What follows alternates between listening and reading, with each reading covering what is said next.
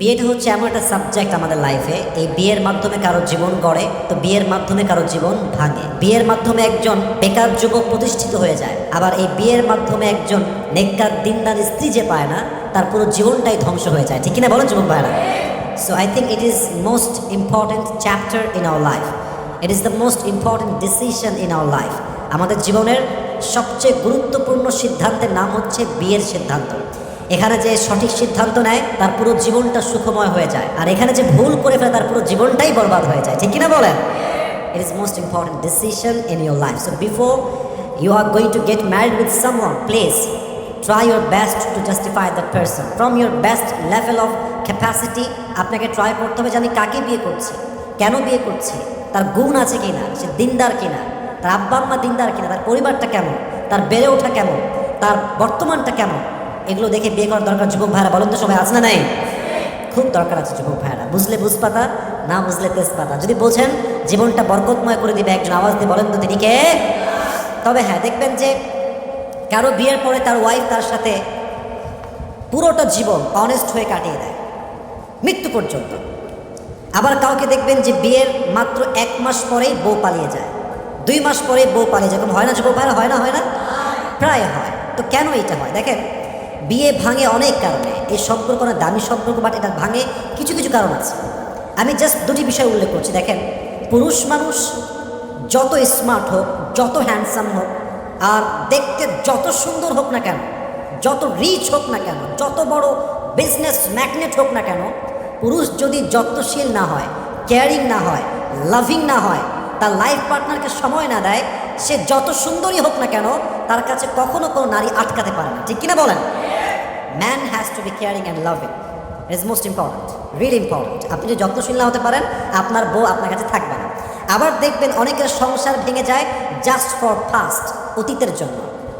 আমি আপনাদেরকে বলছি একটা কথা মন থেকে, যদি আপনি কাউকে বিয়ে করে ফেলেন, অথবা আপনি মন থেকে ফিল করেছেন this is the right person to get married with, এই মেয়েটাকে আমি বিয়ে করবো, প্লিজ তার অতীত নিয়ে ঘাটাঘাটি করতে যাবেন না। এর কারণ, অতীত নিয়ে যত বেশি ঘাটতে যাবেন, মনোমাইন্ড তত বেশি নষ্ট হবে। অতীত নিয়ে যত বেশি ভাববেন, বর্তমান তত বেশি নষ্ট হবে যুবক ভাইরা। ঠিক কিনা বলেন? অতীত হচ্ছে জাস্ট ফর লেসন, শিক্ষার জন্য। অতীত নিয়ে মারামারি করে কখনো সংসারে সুখী হওয়া যায় না। আল্লাহ আমাদের সবাইকে কথাগুলো বোঝার তৌফিক দান করুক। সকলেই মন করে পড়া আমিন। দেখেন, বিয়ের অর্থটা আসলে কি? অনেক অর্থ আছে। পুরুষের কাছে এক অর্থ, নারীর কাছে আর এক অর্থ। বিয়ে মানে হচ্ছে একজন পুরুষের কাছে বউ। বিয়ে মানেই আমরা বুঝি যে আমাদের লাইফে একজন মেয়ে আসবে, who will be my wife, সে হবে আমার জীবনের অর্ধাঙ্গিনী। ঠিক কিনা বলেন যুবক ভাইরা? আবার একজন মেয়ের কাছে বিয়ে মানে হচ্ছে একজন পুরুষ, একজন হাজব্যান্ড, একজন স্বামী। তো ওয়াইফ মানে শুধু ওয়াইফ না, হাজব্যান্ড মানে জাস্ট হাজব্যান্ড না। একটা বিয়ে মানে শুধু স্বামী স্ত্রীর সম্পর্ক নয়, পুরো 2টা বংশের একত্রে মিলন হওয়ার নাম হচ্ছে বিয়ের সম্পর্ক। ঠিক কিনা বলেন? এটা হচ্ছে বিয়ে। তো বউ মানে কি? বউ মানে হচ্ছে আপনার সুখ এবং দুঃখের সাথে। বউ মানে হচ্ছে আপনার জীবনের অর্ধাঙ্গিনী। বউ মানে হচ্ছে আপনার অভিমানের জায়গা, আপনার ভালোবাসার জায়গা। বউ মানে হচ্ছে সেই নারী যাকে ধমকও দেওয়া যায়, শাসনও করা যায়, অ্যাট দ্য সেম টাইম তাকে আদর করে ভালোবেসে আবার বুকেও জড়ানো যায়। ঠিক কিনা বলেন? This is called wife materials. এটাকে বলা হয় বউ। তো যার জীবনে ভালো বউ আছে, ভালো জীবন সঙ্গী আছে, তার জীবনে সে কিছু পাক কিংবা না পাক, তার আফসোস করার কিছুই নাই, কারণ সে দুনিয়াতেই স্ত্রীর মাধ্যমে জান্নাতে একটা সুখ অনুভব করেছে। সুবহানাল্লাহ পড়ে সবাই আপনারা। সো বিয়ের ক্ষেত্রে চিন্তা করার দরকার, ভেবে চিনতে ডিসিশন নেওয়া দরকার যুবক ভাইরা। আছে নাই? আসলে আমরা বিষয়টা ডিপলি ঢোকা ট্রাই করে একটা তাকবীর দেন সবাই মিলে, লিল্লাহি তাকবীর। দেখেন, আমরা বিয়ে করতে গেলে খুব ডিপ্রেসড হয়ে যাই, হতাশ ফিল করি। এটা আমাদের অনেক অভিজ্ঞতা আছে, আমরা ট্রাই করেছি বা করছি। এর কারণ, বিয়ে করতে গেলেই মনে হবে যে হয়তো বা এর চাইতে আরও বেটার অপশন আছে, এর চাইতে হয়তো আরও সুন্দরী আছে, এর চাইতে হয়তো আরও ভালো আছে। আর আরেকটা বড় বিষয় হচ্ছে আপনি কাকে বিয়ে করবেন। আমাদের দেশে অবস্থা এমন হয়ে গিয়েছে, শতকরা 5 জন মেয়ে এরকম পাওয়া মুশকিল হবে যে বাসরতার স্বামীর হাত ধরে বলবে যে আমার এই হাত প্রথম তুমি পুরো যে স্পর্শ করেছো। এমন মেয়ে পাওয়া খুবই মুশকিল যে মেয়ে বাসরতে বলবে স্বামীকে যে আমার এই দেহ, এই সতীত্ব তোমাকে আমি এমনভাবে দিলাম যে সতীত্বে একটা কলঙ্কে কোনো দাগ নাই। এরকম মেয়ে পাওয়া খুবই রেয়ার যুবক ভাই। আজকালকার যুগে ভার্জিন, সতীত্ববান, চরিত্রবান মেয়ে পাওয়া খুবই মুশকিল। বাট হ্যাঁ, আমরা যে কনফার্ম জান্নাতি এটা আবার এরকম না। আমাদেরও দোষ আছে, মেয়েদেরও দোষ আছে। বাট মোস্ট অফ অল যদি আমরা মানিয়ে মেনে বুঝে নিজেকে কনভিন্স করে বিয়ে করতে পারি, আমাদের জীবনটা সুখময় হবে। বলেন সবাই ইনশাআল্লাহ। প্রথম বিষয় আমরা কথা বলবো যে বিয়ে করলে লাভ কি। What are the benefits of getting married early, getting married young. যুবক বয়সে বিয়ে করলে কি কি লাভ পাওয়া যায়, number one. Number two, what kind of quality that we should look for our future wife. আমরা কেমন মেয়ে দেখে বিয়ে করব, এটা জানা দরকার যুবক ভাই, আছে না নাই? নাম্বার থ্রি, আমরা জানবো what is the purpose of marriage, বিয়ের উদ্দেশ্য কি। অ্যান্ড ফাইনালি আমরা জানবো how to take the preparation of marriage, বিয়ের জন্য আমরা কেমনভাবে প্রস্তুতি নিব।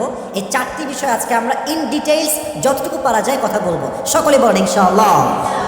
প্রিয় ভাইরা, বিয়ে হচ্ছে একটা জান্নাতের সম্পর্ক। সুবহানাল্লাহ পড়বেন না আপনারা সবাই? প্রথম বিয়ে হয় জান্নাতে।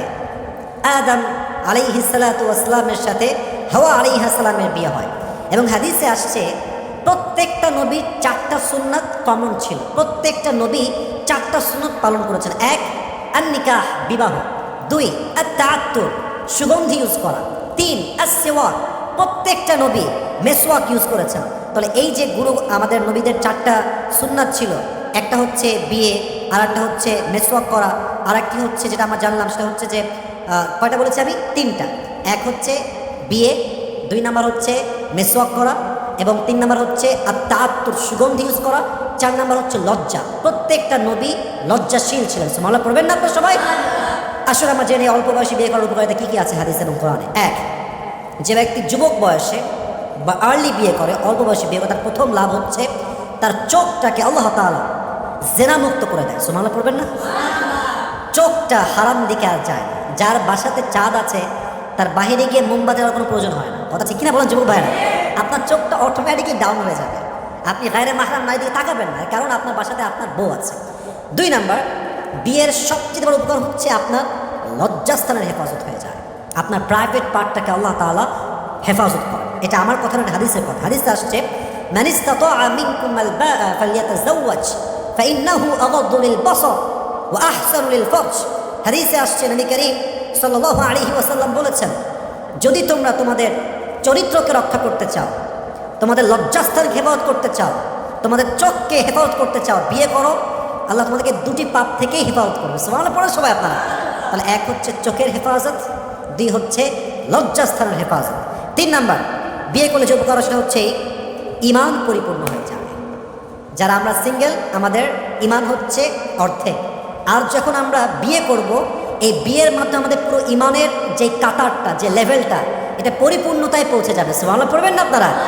নবী করিম সাল্লাল্লাহু আলাইহি ওয়াসাল্লাম বলেছেন, ইযা তাযাওয়াজাল আবদ ফাকাদ ইসতাকমালা নিসফুদ্দীন ফালইয়াত্তাকিল্লাহা ফিন-নিসফিল বাকি। যে ব্যক্তি বিয়ে করবে তার অর্ধেক দিন পূরণ হয়ে যাবে। ফালইয়াত্তাকিল্লাহা ফিন-নিসফিল বাকি। এখন সে তার বাকি অর্ধেক দিন কেমন করে পূরণ করবে সেটা এই চিন্তা করে, কারণ বিয়ে করলে অর্ধেক ঈমানকে পরিপূর্ণ করে দেয় একজন, তিনি কে? আপনার ঈমানটা অর্ধেক পরিপূর্ণ হয়ে যাবে। সুবহানাল্লাহ পড়বেন না আপনারা? চার নাম্বার, বিয়ে করলে লাভ হয় কি? দ্রুত ধনী হওয়া যায়।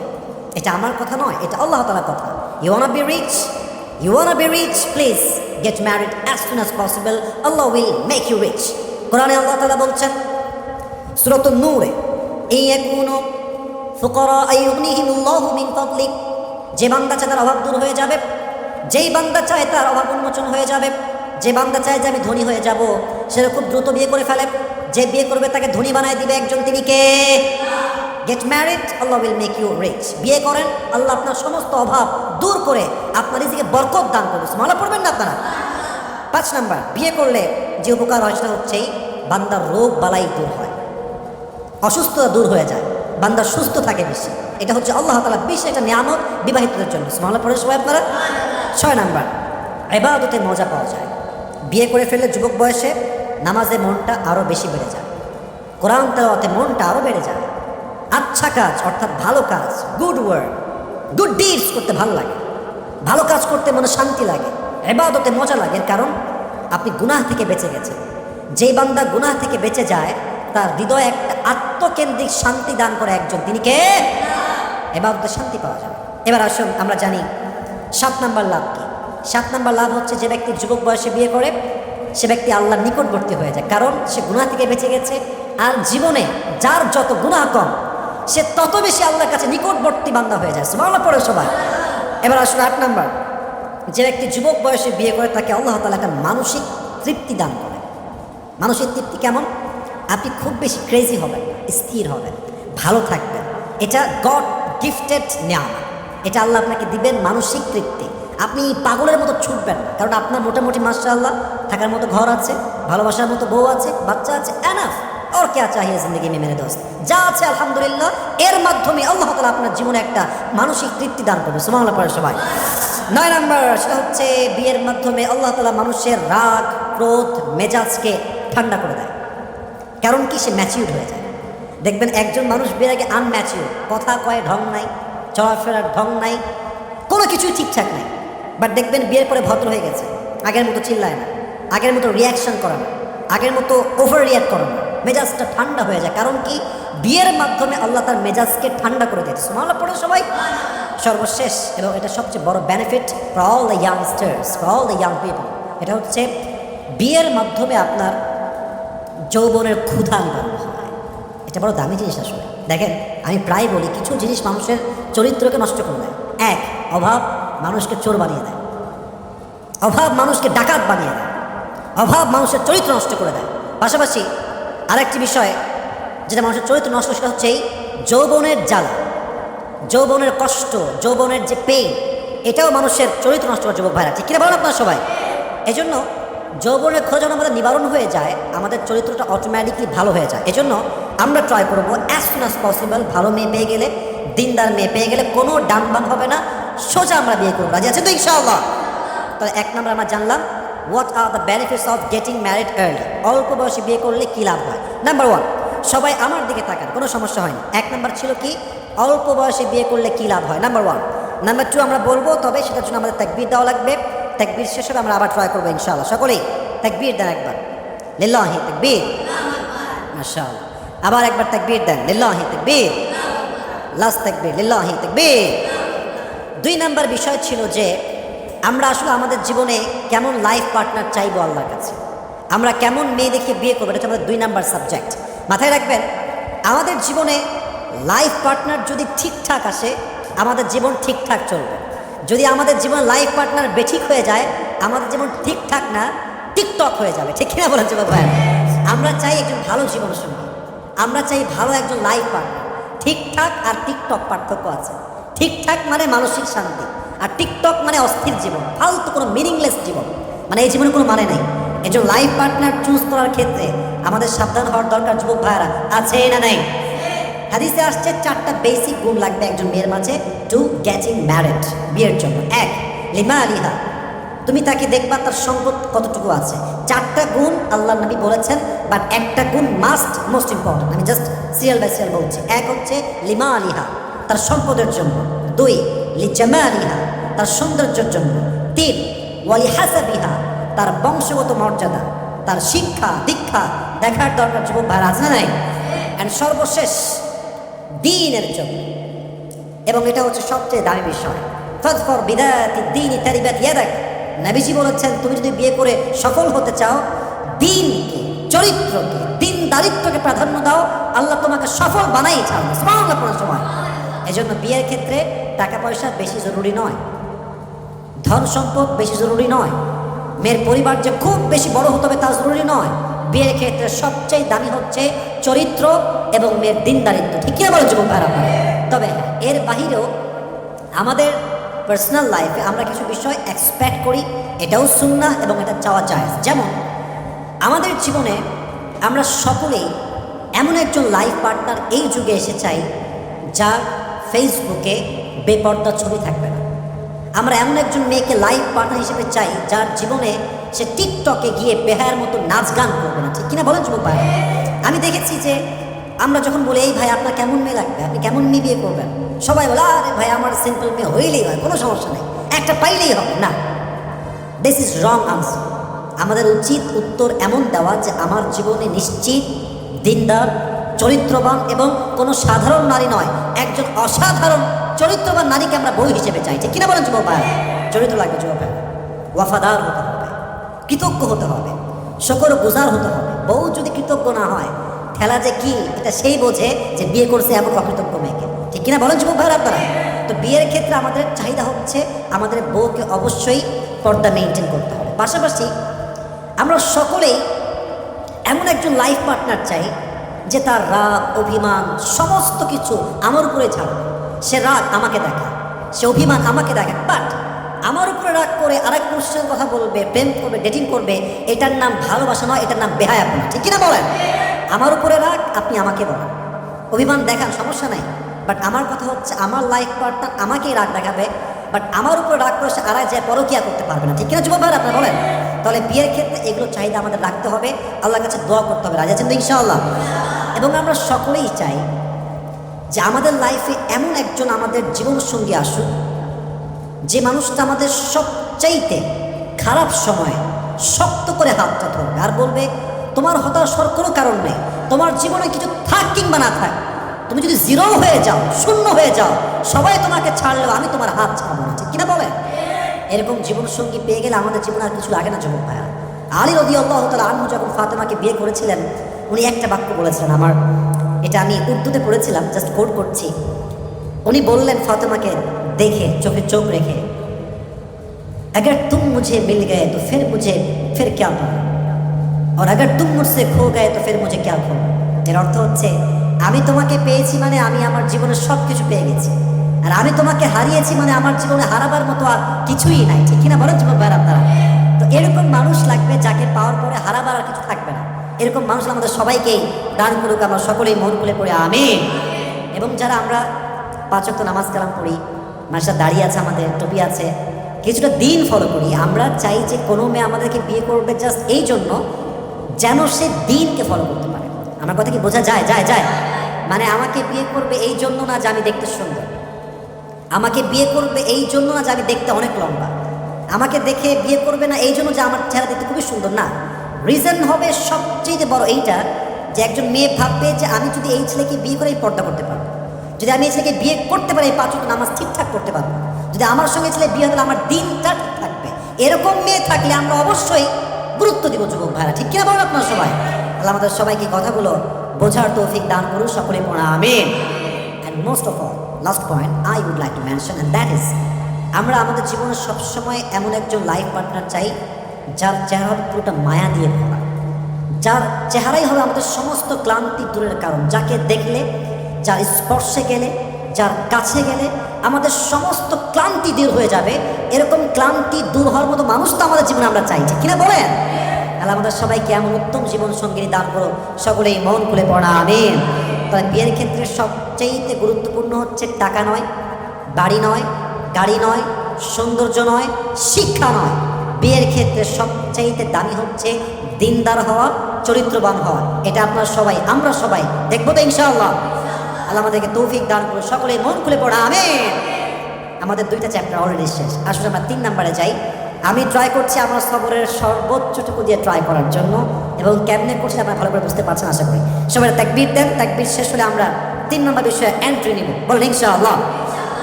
তাকবীর দেন সবাই, লিল্লাহি তাকবীর। না, আওয়াজটা খুব কমে গেছে, সবাই একটা কাশি দেন। এবারে তাকবীর দেন, লিল্লাহি তাকবীর। 3 নম্বর বিষয় ছিল what is the purpose of marriage, বিয়ের উদ্দেশ্য। আচ্ছা, আমি কিছু বলতেছি, বুঝে শুনে শুনবেন। 1, বিয়ের উদ্দেশ্য আমরা ভুল করে ফেলি। এই তুই বিয়ে করবি কেন? শি ইজ বিউটিফুল, না, খুব ভালো লাগে দেখতে, সুন্দর না, ঠিক না। একে বিয়ে করবি কেন তুই? এর বাপের অনেক টাকা, বিয়ে করতে হবে, একেই লাগবে, না, ভুল কথা। একে বিয়ে করবি কেন? দেখতে খুব ফর্সা, অনেক ফর্সা, একেই লাগবে, না। যারা এই ফ্যান্টাসি নিয়ে জাস্ট এটা নিয়ে বিয়ে করে তাদের বিয়ে বেশি দিন টিকে না। বিয়ের উদ্দেশ্য কি? আল্লাহর হাবিব বলেছেন বিয়ের মূল উদ্দেশ্য হচ্ছে ইবাদত। সুবহানাল্লাহ পড়বেন না আপনারা? এবং কোরআনেও আসছে, কোরআনে আল্লাহ তাআলা বলেছেন কুল ইন্না সলাতি ওয়া নুসুকি ওয়া মাহইয়ায়া ওয়া মামাতি লিল্লাহি রাব্বিল আলামিন। নবী আপনি বলেন আমার নামাজ, আমার কোরবানি, আমার জীবন, আমার বরং একজনের সন্তুষ্টির জন্য আওয়াজ দিয়ে বলেন তো তিনি কে? আমার সব কিছুই হচ্ছে আল্লাহ তাআলার জন্য। তাহলে বিয়েটা কি জাস্ট ফর্সা দেখে, রূপ দেখে করলে হবে, না আল্লাহর জন্য করতে হবে? আল্লাহর জন্য করতে হবে। তাহলে বিয়েটা প্রথম উদ্দেশ্য হচ্ছে ইবাদত। বলেন সবাই, বিয়ের উদ্দেশ্য কি? আরে কথা বলেন, বিয়ের উদ্দেশ্য কি? ইবাদত। এটা জাস্ট রূপ দেখে না, গুণ দেখে না, ফর্সা দেখে না। বিয়ের উদ্দেশ্য হচ্ছে আমি বিয়ের মাধ্যমে ইবাদত করব এবং আল্লাহর থেকে যত দূরে আমি আছি আরো কাছে যাওয়ার ট্রাই করবো। রাজি আছেন তো ইনশাআল্লাহ? এক, দুই, এটা আমি কোরআন থেকে জাস্ট স্টেপ বাই স্টেপ বলছি। কোরআনে আল্লাহ তাআলা বলেছেন বিয়ের উদ্দেশ্য হচ্ছে মোট তিনটা। বলো সবাই, কয়টা? ওয়ামিন আয়াতিহি, এই আয়াতটা সকলেই চোখে চোখ রেখে শুনবেন। তিনটা উদ্দেশ্য। It is very very important to know, জানতে হবে। ওয়ামিন আয়াতি আন খালাকা লাকুম মিন আনফুসিকুম আজওয়াজান লিতাসকুনু ইলাইহা ওয়া জাআলা বাইনাকুম মাওয়াদ্দা ওয়া রাহমা। দেয়ার আর থ্রি পারপাস অফ ম্যারেজ। বিয়ের উদ্দেশ্য হচ্ছে তিনটা। এক, মেন্টাল পিস, মেন্টাল পিস, মানসিক শান্তি।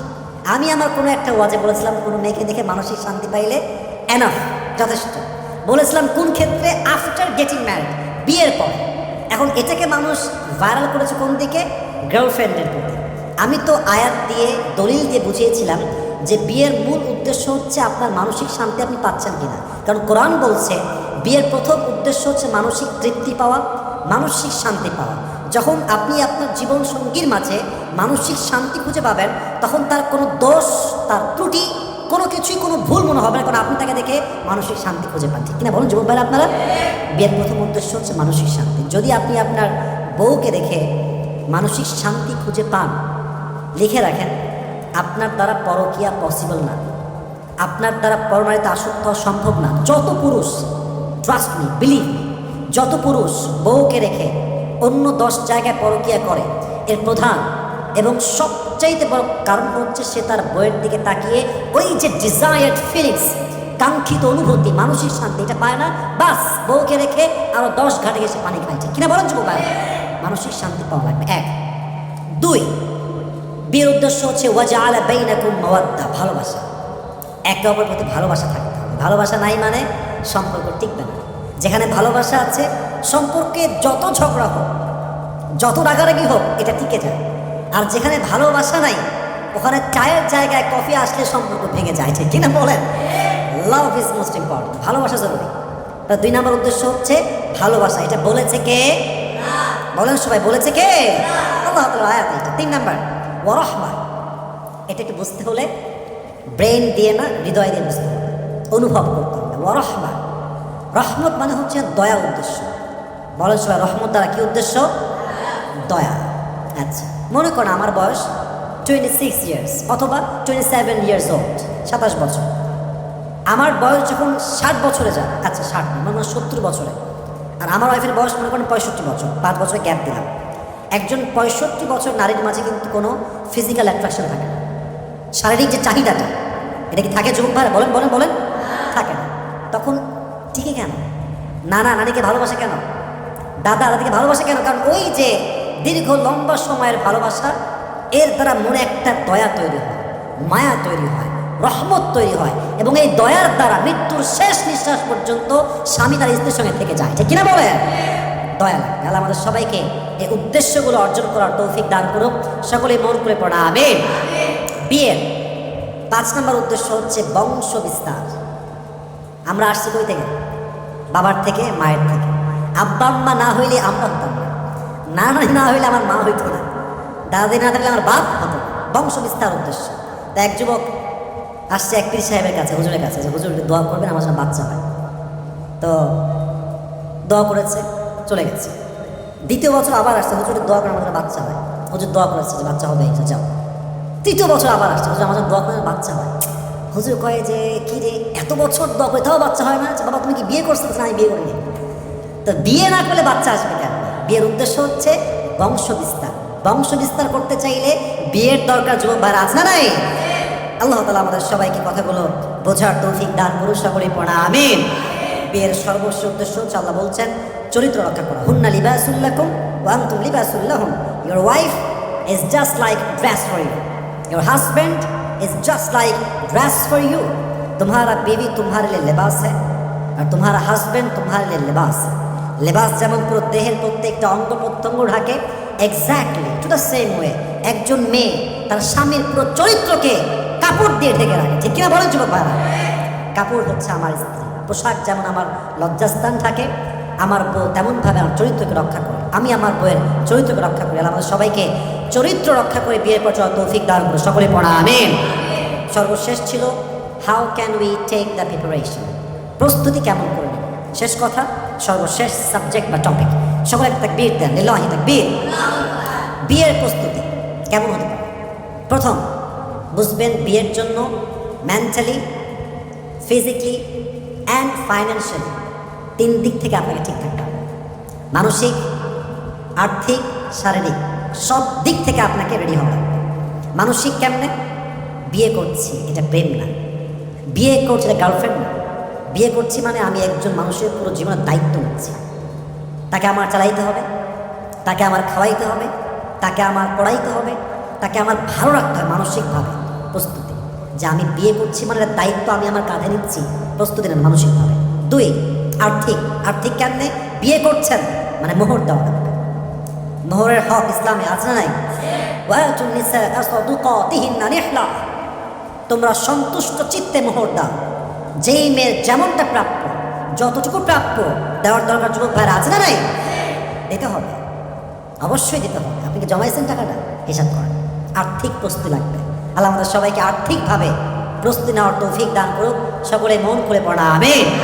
মাশাআল্লাহ। এবার আসেন শারীরিক। ব্যাখ্যা দিব না এটা, নিজের ফিটনেস ঠিক আছে কিনা, নিজের কোনো সমস্যা আছে কিনা একটু চেক করে নেবেন নিজেকে। এটা লজ্জার কিছু না, please don't take it seriously or don't take it negatively. Seriously নেবেন তখন যখন বুঝবেন যে সমস্যা আপনার আসলেই আছে। নিজেকে শুধরাবেন। এতে করে কি হবে? দাম্পত্য জীবন আপনাকে সুখী বানায় দিবে একজন, তিনি কে? পাশাপাশি আপনাকে বুঝতে হবে বিয়ের পরে কিন্তু একটা ওয়ালিমা থাকে, নর্মালি হয়। অনেকে একদম ঢাকা শহরে গুলশানে একটা বিশাল বড় জাঁকজমক আয়োজন, আবার কেউ সামান্য খেজুর দিয়ে ওলিমা করে ফেলে। As much as you can, যতটুকু পারেন আর কি, সাধ্য অনুযায়ী খেজুর দিয়ে হোক, ডাল ভাত দিয়ে হোক, যা দিয়ে হোক ওলিমা দিবেন। রাজি আছেন তো ইনশাআল্লাহ? তবে ওলিমার ক্ষেত্রে please listen my lecture with full concentration. Please listen to me, I need your concentration. ওলিমার ক্ষেত্রে ওলিমার দায়িত্ব হচ্ছে পুরুষের উপরে। বলেন সবাই, নারীর উপরে না পুরুষের উপরে? পুরুষ, পুরুষ খাওয়াবে, নারী হচ্ছে অপশনাল। যে নারীর মা বলে, বাবা বলে যে ঠিক আছে আমাদের একটা মাত্র মেয়ে, আমরা একটা মেয়েকে বিয়ে দেবো, খাওয়াবো না, আমরা খাওয়াবো, এটা আমাদের শখ, আমাদের মনের ইচ্ছা, দ্যাটস ফাইন, ওকে খুব।